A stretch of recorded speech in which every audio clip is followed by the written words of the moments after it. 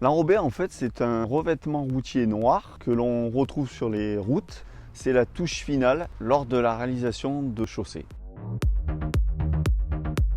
Alors il existe deux façons d'appliquer l'enrobé. Il y a l'application manuelle avec des râteaux, des raclettes à enrober à la pelle. Et ensuite à la machine, donc on utilise une machine qui s'appelle un finisseur. C'est un genre de tracteur à chenilles composé d'une trémie où les camions viennent vider l'enrobé dedans. C'est convoyé sur l'arrière de la machine. Il y a une table de pose. C'est un genre de règle qui étale l'enrobé. Donc on peut régler les pentes et la hauteur d'enrobé.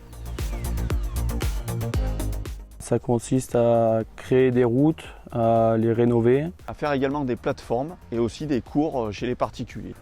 Mon métier consiste à tout d'abord prendre des consignes avec mon conducteur de travaux. Je donne le tonnage à la centrale enrobée. Et après, une fois arrivé sur le chantier, je donne les tâches aux ouvriers. Je trace mon plan de bande, après on applique les enrobés. Parce que tous les jours, le travail n'est pas le même. On n'est jamais au même endroit. Parce qu'on travaille à l'extérieur, parce que c'est un métier de finition. On voit tout de suite le résultat derrière.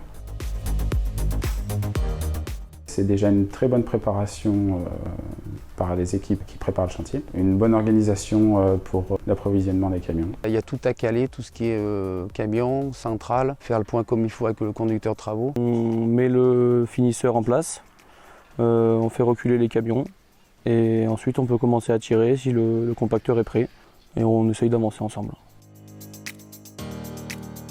C'est déjà un chauffeur de répandeuse, après il y a un chauffeur de finisseur, un régleur, bien sûr un chef d'application, et après il faut compter à peu près 2 pelleteurs, 2 tireurs au râteau et 2 cylindres. Un gars qui soit bien réactif, qu'il anticipe un peu les choses, qu'il prenne un petit peu de responsabilité de pouvoir travailler ensemble. Alors il faut être rigoureux, je dirais un bon côté perfectionniste, une bonne condition physique. Il faut être très organisé, essayer d'anticiper un maximum les camions, vers quelle heure il va revenir, à quelle heure on va pouvoir finir le chantier.